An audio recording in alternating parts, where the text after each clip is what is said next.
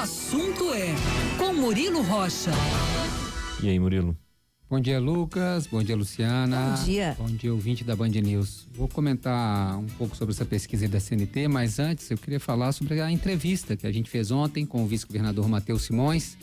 Quem acompanhou o jornal da Band News viu aí o governador Matheus Simões muito mais solto. Eu não sei se o Lucas e a Luciana compartilham dessa impressão, mas ele próprio admitiu que ele está com um perfil muito mais político do que tinha na gestão anterior, né? Até pela função vice-governador de Minas, tem viajado mais, segundo ele, encontrado com muitos prefeitos, presidente de associações do interior, e está desempenhando um papel muito mais político, né? Ele está mais, antes ele era muito técnico, hoje ele está mais político, ele admitindo essa performance. E eu achei interessante que durante a entrevista dele aqui, sempre comedido nas palavras e tal, mas dessa vez acho até mandando alguns recados, né? Algumas indiretas, fazendo jus justamente a essa questão mais política, né? Ele deu recados aí pro ex-prefeito Alexandre Calil, fez várias críticas à gestão passada de Alexandre Calil, principalmente a relação dele com o governo do estado, e também criticou muito a prefeitura atual de Belo Horizonte. Ele elogiou o perfil, as características do prefeito Fuad Noma, mas, ao mesmo tempo, criticou muito a maneira como a cidade está sendo gerida. Estou citando esses dois pontos para mostrar como que há uma mudança nesse perfil do vice-governador Matheus Simões, que é considerado um possível pré-candidato ao governo do estado lá em 2026 ainda. Está muito longe, falta muita coisa para acontecer, mas ele vem tendo esse trabalho, né? Tanto ali interno, de articulação, né? Do secretariado, como ele já fazia no mandato anterior, mas também agora com uma agenda externa muito intensa, né? Ele próprio falou que passa metade da semana no interior conversando com prefeitos, né? Ou seja, ele vai também, ao mesmo tempo que ele vai ouvindo queixas, também vai angariando aí um bônus político nesse trabalho que faz o vice-governador Matheus Simões. Mas ficou muito claro essa mudança de perfil. Ele continua um político muito técnico, tem conhecimento, né? Ele é da área do direito, da área jurídica, ele entende das questões ali também relativas à questão econômica do governo, muito bem articulado, ou seja, ele continua sendo esse porta-voz, vamos dizer, técnico do governo, mas também está cada vez mais dentro aí desse perfil político, né? E com certeza, eu acredito, com certeza não, mas aí é uma avaliação minha, eu acho que vai se lançar aí para novas, vou botar entre aspas aqui, novas aventuras políticas, aí novas eleições, provavelmente ainda ele vai tentar, e quem sabe, cargos executivos, né? Lembrando que ele já foi vereador, depois foi convidado para ser secretário no governo Zema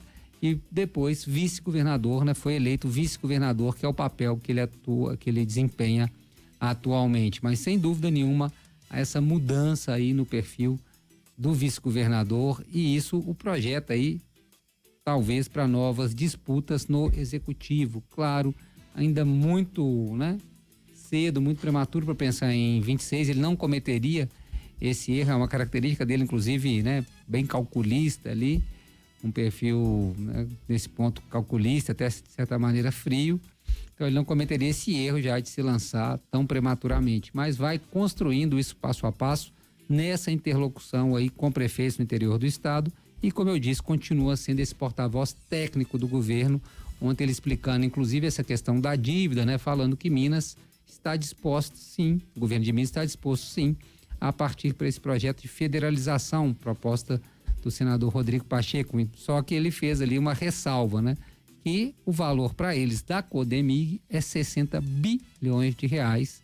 Aí basta saber se o governo federal vai aceitar abater esse valor da dívida com esse valor da Codemig, que é a parceira aí da CBMM na produção de minério em Araxá, de nióbio em Araxá.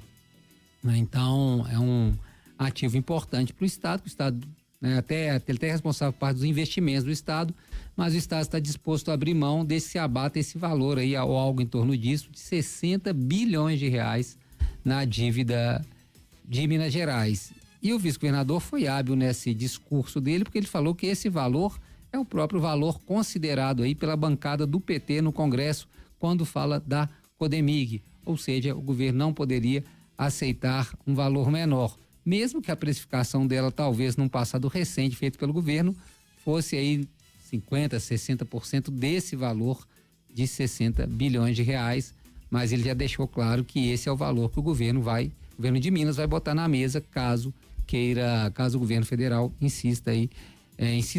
aceite essa proposta do senador Rodrigo Pacheco de federalização, né, das empresas estatais como forma de abater a dívida de Minas, né? É fazer dentro do financiamento da dívida aí, é você recalcular, né? Quando você compra seu imóvel, foi até um exemplo citado, quando você compra seu imóvel, em certo momento você abate a dívida e é recalculado ali os juros e o tempo de pagamento.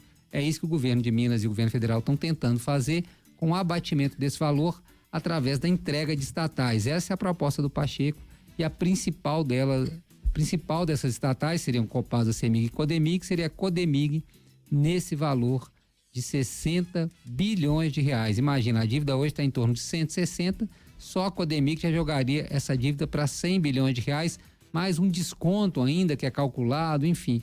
A dívida só com a Codemig aí iria para algo em torno de 90 bilhões. Ainda teria Copasa, que o governo também tem interesse em desfazer, já a CEMIG o governo considera estratégica, né?